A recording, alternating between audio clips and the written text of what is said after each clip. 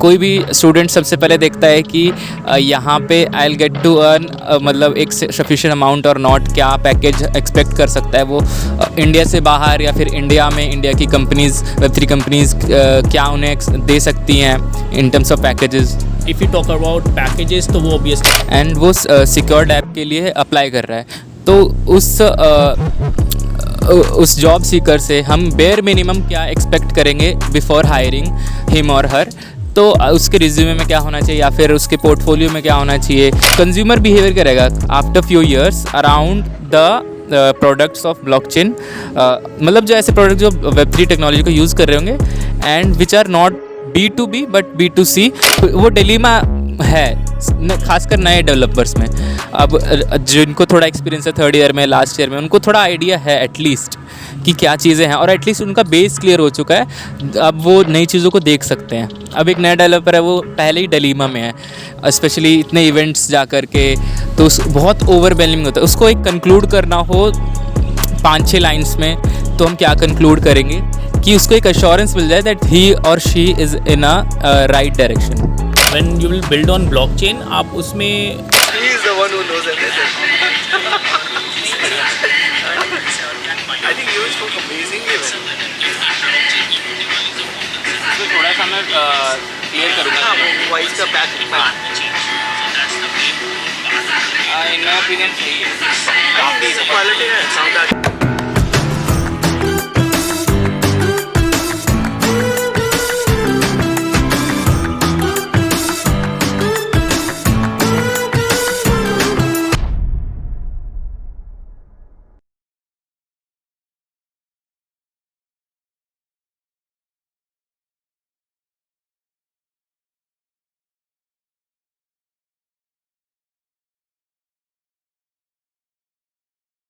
Hello guys, welcome back to the channel.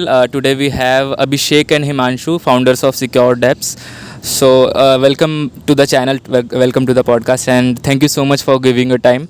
अभी हम ये थोड़ा सा रश में कर रहे हैं क्योंकि अलग अलग सिचुएशंस आ गई तो कोई बात नहीं, वो हम अलग चीज़ है वो। तो welcome to the podcast and thank you for giving your time. Thank you, Pritam, and hi to all your viewers. it's our pleasure to be here and hello everyone. सो जो हमें देख रहा है वो उसको टेक की बेसिक नॉलेज है and वो एक्सप्लोर कर रहा है साइबर सिक्योरिटी को। उसको इतनी टेक्निकलिटीज़ नहीं पता है, लेकिन वो देख रहा है कि मैं Web3 में भी एक नई स्पेस आ रही है साइबर सिक्योरिटी की एंड ऑलरेडी ट्रेडिशनली भी एक साइबर सिक्योरिटी है स्पेस। तो क्या डिफरेंस है दोनों में, अगर लेमैन्स लैंग्वेज में हम समझाएं स्टूडेंट को, कोई देख रहा है तो या कोई देख रही है तो स्टूडेंट, तो क्या लेमैन्स लैंग्वेज में हम डिफरेंस उनको समझाएंगे और क्या नया है इधर, और कोई नया ट्रेडर है क्योंकि जो एक अच्छा खासा ट्रेड कर चुका है सालों से, ही और शी नोज़ कि हमें कैसे स्कैम्स से बचना है। बट एटलीस्ट एक नया ट्रेडर जो आ रहा है, एक न्यू जेन ऑफ ट्रेडर्स आ रहा है, उसको कैसे स्कैम से बचना है। पहले हम ट्राई करेंगे कि क्या डिफरेंस है, एक लेमैन्स लैंग्वेज में एक प्लेटर पे दिखा देते हैं कि ट्रेडिशनली और Web3 से साइबर सिक्योरिटी में क्या डिफरेंस है और क्या नया होगा और वो क्या एक्सपेक्ट कर सकता है अगर वो एज जॉब सीकर ये चीज़ को देख रहा है तो। I think Himanshu will take this. So to talk about security, we have to see what's the difference between Web2 and Web3. So traditional Web2 space में अपने जो security challenges रहते हैं वो related to servers रहते हैं, related to website penetrations रहते हैं. In Web3 space, we have blockchains. We have multiple nodes on blockchain. So we talk about infrastructure security that different blockchain ecosystems are providing. Other than that, on the projects level, on the teams level, we have smart contracts जहाँ पे they code their logic कि उनका project काम कैसे करेगा, उनका let's say real estate है या सर्टिफिकेट्स हैं या उनका NFTs हैं, तो उनका लॉजिक क्या है, किस बेसिस पे वो डिस्ट्रीब्यूट होंगे, किस बेसिस पे उसको रिडीम किया जाएगा, all the logic about finances and all. So उसका सिक्योरिटी एक कंसर्न रहता है because in blockchain immutable is a core concept. Immutability means the code once written it can't be change, so that's the main core part of blockchain. So to cater that we need extra safety and security on our contracts because अगर एक बार deploy हो गया and people have started using it, there is to let's say million of dollars which are locked, जो उसमें lock है, लोगों ने पैसा लगा रखा है, और उसके बाद आपको एक बग मिलता है या एक लूप होल मिलता है या एक गैप मिलता है, और उसको अगर हैकर ने वनरेबल है और उसको यूज़ कर लिया तो फंड्स लॉस हो जाएगा. सो बेसिकली हमको इन Web3 space before even deployment हमको एक सेफेस्ट एंड सिक्योर कॉन्ट्रैक्ट्स चाहिए रहते हैं, उनका थर्ड पार्टी ऑडिटिंग चाहिए रहता है. सो दैट्स द मेन डिफरेंस कि हम Web2 में कैसे काम करते हैं, Web3 में कैसे काम करते हैं. Web2 में at any stage if you find a issue you can just resolve it, आप उसको रिजॉल्व करिए and you are good to go. But Web3 doesn't work like that. अगर आपके पास एक डिप्लॉयड है और आपको बग मिला है, then you have to do it, revamp the whole thing again. So that's, I think, the main difference in the security.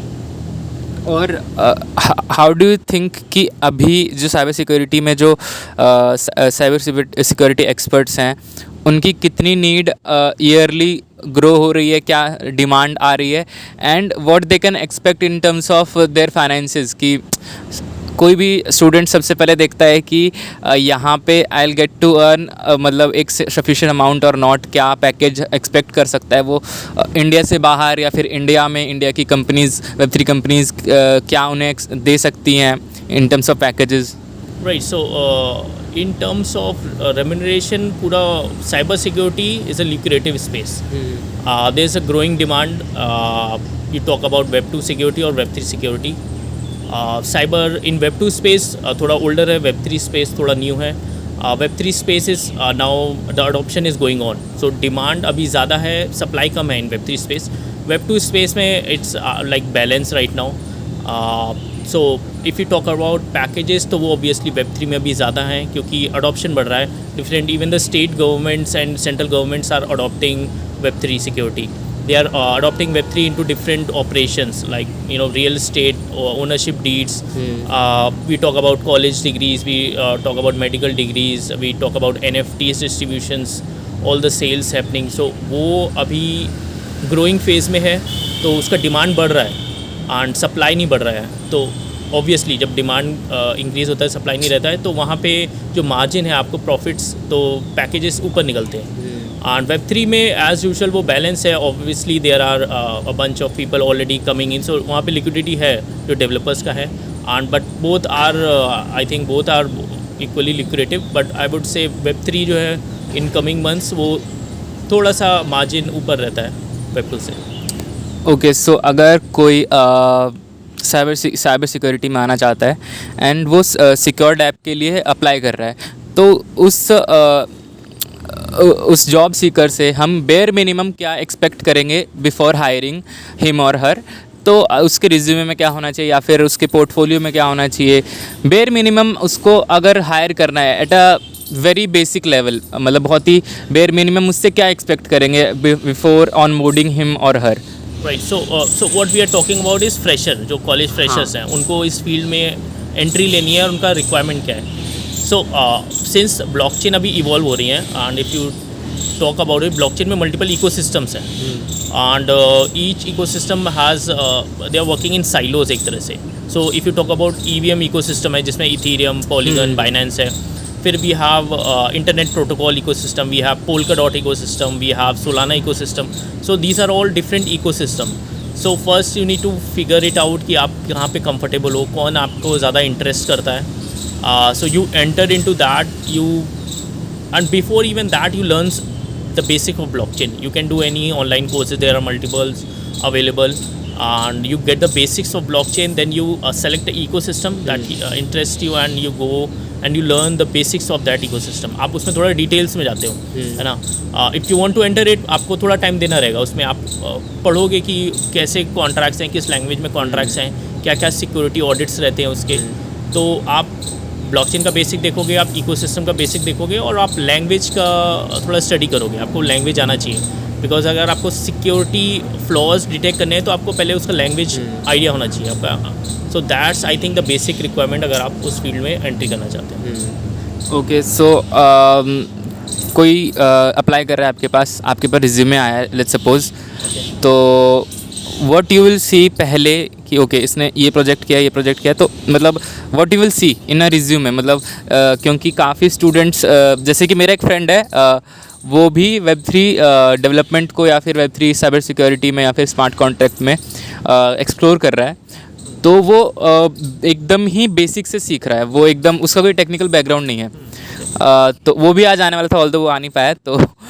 तो वो जावास्क्रिप्ट सीख रहा है, रस्ट सीखने जा रहा था पर नहीं सीखा, और पाइथन सीख रहा है। तो उसको अगर मुझे 1 महीने आई मीन 6 महीने 1 साल बाद उसको रिज्यूमे देना हो आपको, तो व्हाट यू विल एक्सपेक्ट कि अच्छा ये इसके रिज्यूमे में है, चलो इसको सिक्योर डेप में हम हायर कर लेते हैं। ओके, सो लेट्स से उसकी एक्सपर्टीज अभी जावास्क्रिप्ट में है। So we have EVM ecosystem which is based on JavaScript. We have Solidity. Okay, so let's say first of all उसको Solidity का end to end पता होगा. Okay, that's the basic requirement. उसके बाद there are multiple, like we have online CTF challenges, and there are different challenges in forms of games. In that they just give you the code and they'll tell you to find vulnerabilities. So आप वो try कर सकते हो. Like we have different lead code platform where आप अपना practice करते हो। ऐसे ही ऑडिटिंग के लिए आपको CTF चैलेंजेस, दिस टाइप के मल्टीपल प्लेटफॉर्म हैं, आप उनको ट्राई कर सकते हो। तो उससे क्या होगा, आपका एप्टीट्यूड उस फील्ड में बढ़ेगा, आप डिटेक्ट कर पाओगे इजीली कि कहाँ किस किस टाइप के फ्लॉज होते हैं, क्या होता है। We have what is reentrancy, what is underflow, what is overflow. तो ये जितने 150+ वनरेबिलिटीज़ हैं, तो उनका आपको आइडिया लगेगा।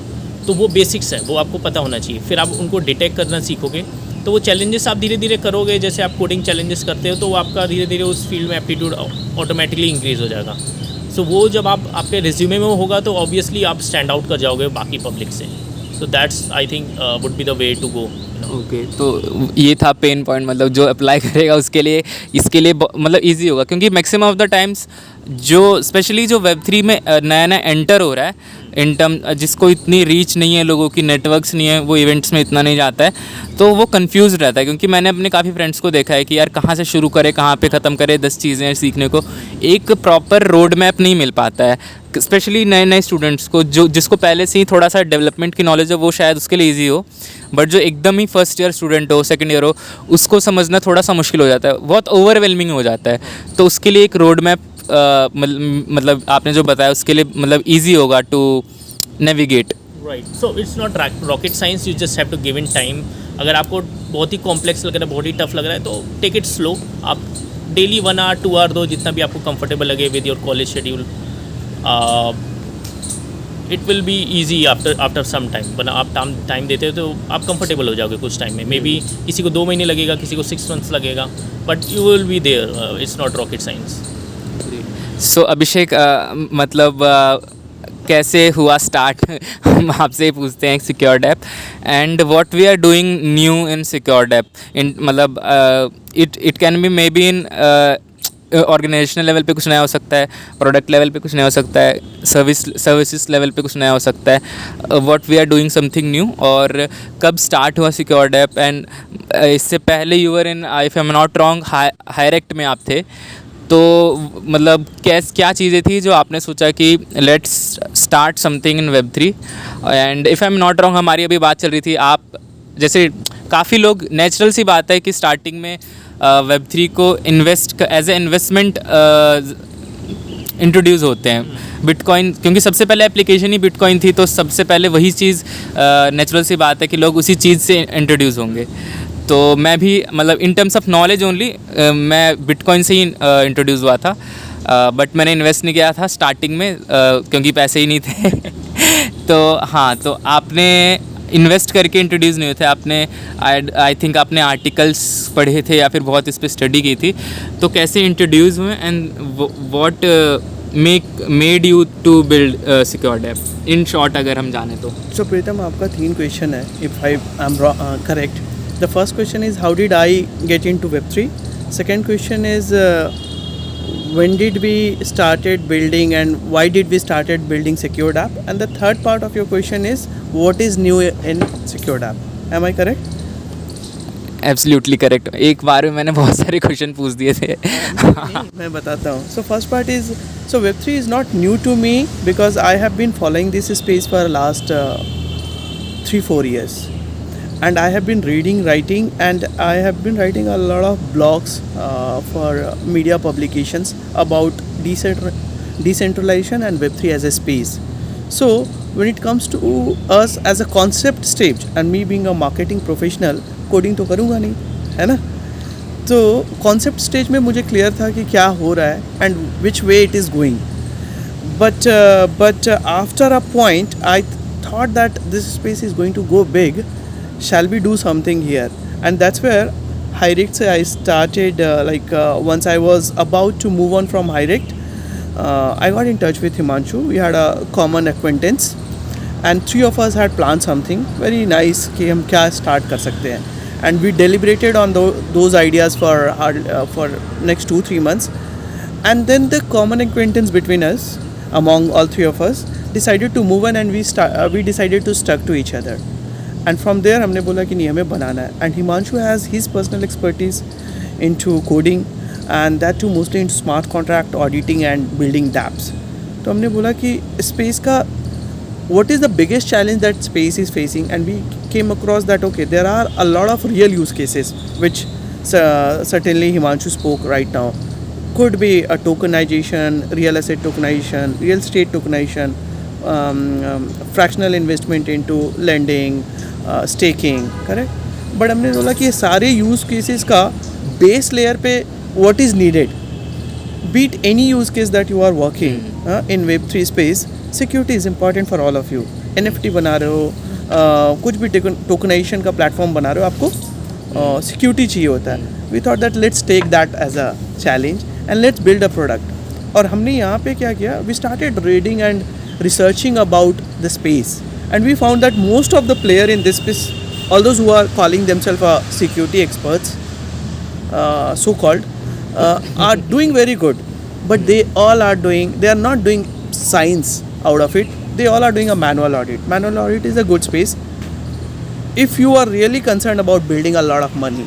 But if you are more about building a product, you want to help the community, you want to make others know what could be done, can this auditing be done through a product? And that's where we took our plunge. हमने उस space पे आके we decided कि let's build a product which can do auditing. हमने first 6 to 8 months we went into our boardroom, drafted a lot of plans, how do we do that, and then we came up with our first product called Solidity Shield. This product can identify Solidity Shield. Solidity Shield. This product can detect more than 150 vulnerabilities in less than a minute. तो क्या हुआ कि मतलब अब जो 2 weeks का manual काम है ऑडिटर का और 1 week का समझ लो, वो हम 1 मिनट में करते हैं. Now this is where we took that difference. Now आपके पास स्मार्ट कॉन्ट्रैक्ट है, you go there, you upload your contract, and within a minute तो मैं ज़्यादा बोल रहा हूँ, it will tell you what all vulnerabilities it has. Then and there you download an automated report, and you do not have to be dependent on our ecosystem कि अभिषेक से एक बार बात कर लूँ क्या कॉस्ट होगा, हिमांशु से बात कर लूँ. हमने सबको इसको सीमलेस बनाया एंड मेड इट ट्रांसपेरेंट कि आप वहीं पे करो, it is up there. You don't have to talk to me to get your smart contract audited, negotiate the price, then be behind me कि हमारा ऑडिटिंग चला या नहीं चला. हमने उस सारे को we just phased out. So we made it easy. So हमारा जो आपका ये last part of your question था कि what differences, this is where we made a first difference. हमारा सेकेंड प्रोडक्ट है which is about real time threat intelligence and mitigation. Again Web3 space में you will hardly see, मतलब we have not come across, there are very similar products do exist but hardly 1 or 2 similar. but हमारा जो product हमने अपने road map में लाया, we found that कि यहाँ पे तो काफ़ी स्कोप है यार. एक बार product is deployed, what do? We see that on real time also there are incidents which are happening to your smart contract. There are actions which are happening pertaining to your business which leads to scam. That needs to be triggered to the project owner so that he can take a call. हमने वहाँ पे बनाना space किया. तो if you ask me secure dApp पे हम क्या कर रहे हैं, we are done with our first product, we are almost done with our second product, and we do have a roadmap of our third product which is into forensic. Okay, forensic. That's ये कुछ नया है सुनने को मिला. तो forensic में क्या होगा प्रीतम, एक बार स्कैम हो गया, now what do you do after that? You go to law enforcement, you go to police, you file an FIR. What do they do? Ultimately they also need some solution to see the trace of what all has happened, where all the what all process has been used to drain the funds, and which one is the ultimate destination wallet which has been benefited out of that. So ये forensic है. So उसका जो post scam analysis है transaction का वो पूरा उस पे चलेगा. We will be building in that space also. Great. जैसा आपने बोला कि मतलब you got introduce to Web3 while reading about studying about Web3 and आपने फिर कुछ आर्टिकल्स भी लिखे अलग अलग पब्लिशर्स के लिए.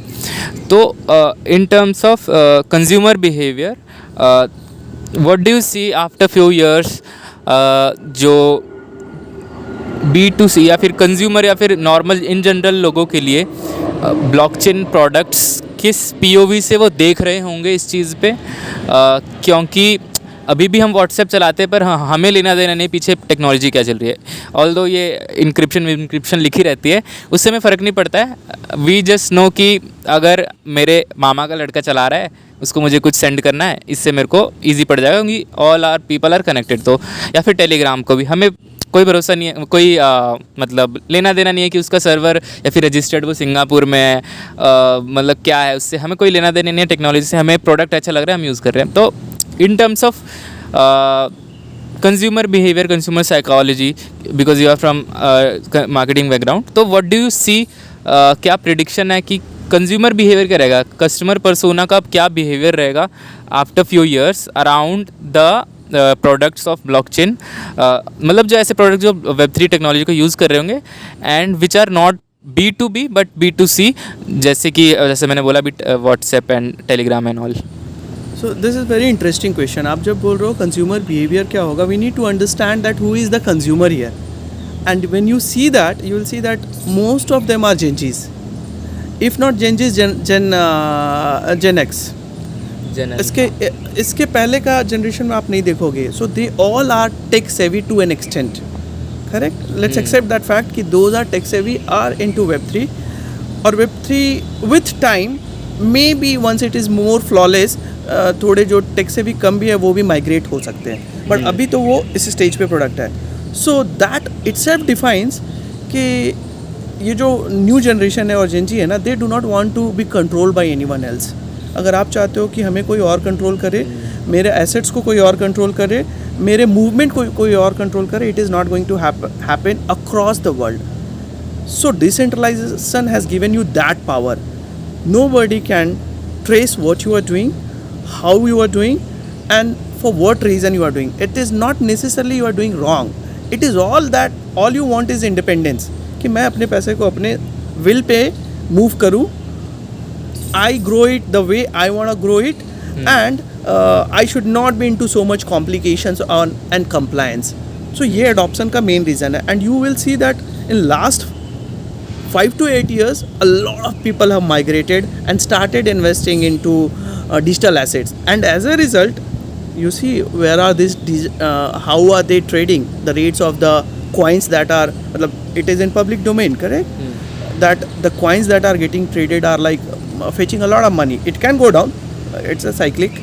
However, ये जो जनरेशन है उनको फ़र्क नहीं पड़ता है कि कम हो या ज़्यादा, उनको फ़र्क इससे पड़ता है कि मैं खुद से कंट्रोल कर रहा हूँ ना. So you do not want to give a control of your movement, your assets, and that's where this is happening.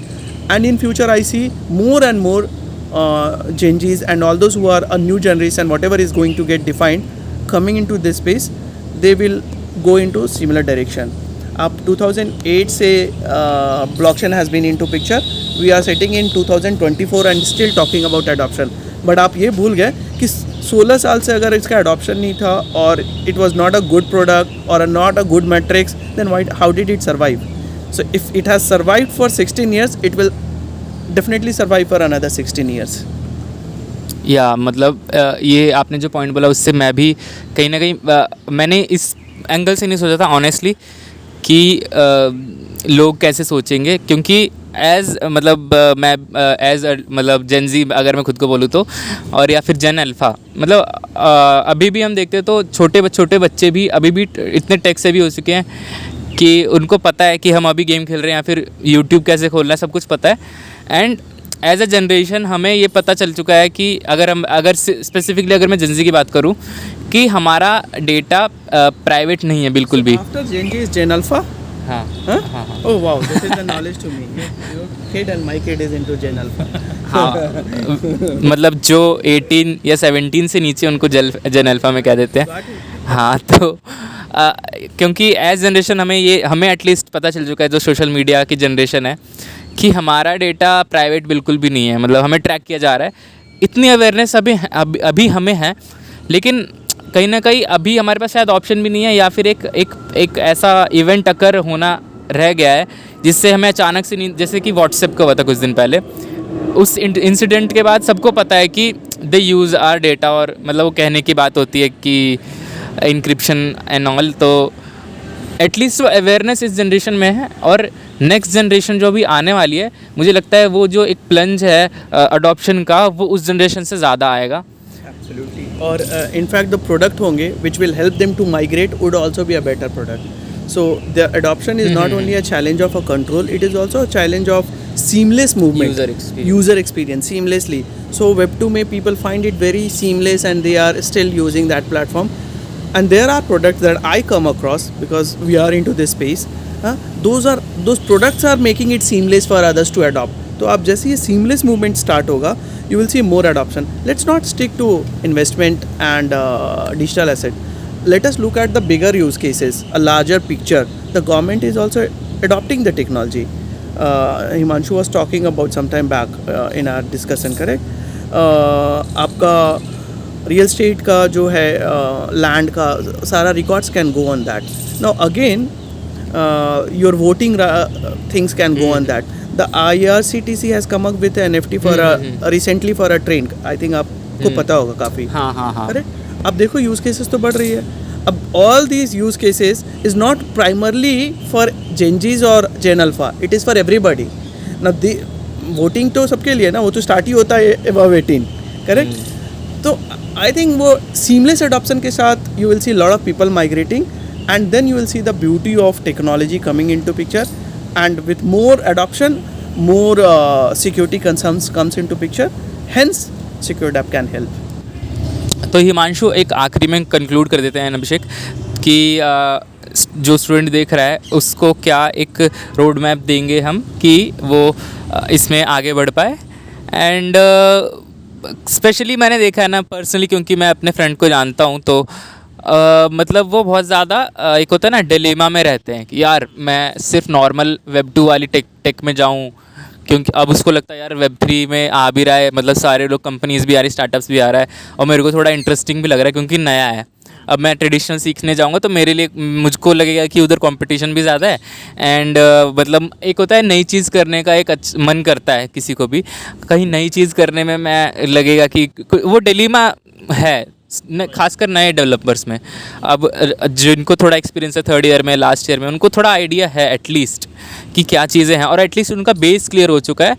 अब वो नई चीज़ों को देख सकते हैं. अब एक नया डेवलपर है, वो पहले ही डिलेमा में है, स्पेशली इतने इवेंट्स जा कर के, तो बहुत ओवरवेलमिंग होता है. उसको एक कंक्लूड करना हो 5-6 लाइन्स में, तो हम क्या कंक्लूड करेंगे कि उसको एक अश्योरेंस मिल जाए दैट ही और she is in a right direction. So to talk about this, blockchain में एंट्री लेना, इट्स नॉट लाइक आप वेब 2 से नॉलेज नहीं लोगे. When you will build on blockchain, आप उसमें उसका फ्रंट एंड भी बनाओगे, उसका सर्वर भी सेटअप करोगे, उसका बैक एंड भी बनाओगे. So web 3 is web 2 plus blockchain. So आप जब वेब 3 के नॉलेज लेते हो, आप उसमें आगे बढ़ते हो, आप उसमें डिफरेंट चीज़ें ट्राई करते हो, तो आप वेब 2 भी सीख रहे होते हो. और अगर आपको आप आगे बढ़ो वेब 3 में, अगर आपको उसमें नहीं इंटरेस्ट आए तो आप ब्लॉकचेन कंपोनेंट हटा दोगे तो you will be becoming a full stack developer, right. So blockchain जब आप बनाते हो, आप डैप्स बनाते हो, तो उन डैप्स में फ्रंट एंड बैक एंड वो ऑलरेडी होता है वेब 2 का. सारे मॉड्यूल्स वेब 2 के are already there. You have to manage the database also with blockchain. आप ब्लॉकचेन पे सारा डेटा नहीं रख सकते, इट्स एक्सपेंसिव, आपको गैस भी देनी रहती है. So with web 3 you will already be learning all the modules of web 2. सो इसमें कुछ डिलेमा नहीं है कि आप वेब 3 कर रहे हो और फिर आगे आपको क्या कंफ्यूज हो, आप आगे कुछ स्कोप है कि नहीं है, ब्लॉकचेन बंद तो नहीं हो जाएगा. वो सब दैट्स इररिलेवेंट क्वेश्चंस है ना. वो आप वेब 2 के एक्सपर्ट बनोगे तो आप वेब 3 के एक्सपर्ट बनोगे. You will already be having expertise in web 2. So it's just you have to go, you have to take steps and you have to just understand, you have to start learning Web3. And for builders जो user या फिर user psychology को समझने की कोशिश कर रहे हैं, उनके लिए क्या कंक्लूड करेंगे कि वो कुछ लॉन्ग टर्म बनाने की ट्राई कर रहा है, अगर हम किसी को मतलब अज्यूम करके चले तो उसको क्या हम कंक्लूजन दें कि कंज्यूमर बिहेवियर क्या रहेगा, या फिर B2B में मुझे बहुत ज़्यादा वो रहता है, पर फ्रॉम अ कंज्यूमर POV जो B2C प्रोडक्ट्स होते हैं उसमें एक बिल्डर सोचता है कि क्या POV रहेगा, क्या वो इस चीज़ की केयर करेगा। तो अगर हम उसको कंज्यूमर साइकोलॉजी का कंक्लूजन दे दें थोड़ा सा कंज्यूमर बिहेवियर का कि क्या रह सकता है around this technology, around building this technology, तो उसको हम कंक्लूजन दें 5-6 लाइनों में इन लेमन्स लैंग्वेज, तो क्या कंक्लूजन आप दोगे as a marketer? I think more than the problem, more than the solution that you are building, the moment you start thinking more about the problem that you are solving for, आपको पता हो जाएगा consumer को चाहिए। I am sure आप B2B में हो या B2C स्पेस में हो, the problem statement that you have picked, how big is that problem statement, what is the real use case of that problem statement. आप सिर्फ just to build some small money अगर आपने problem statement ही पकड़ा है, तो how do you expect it to solve a lot of cases, और how do you expect it to go big scale.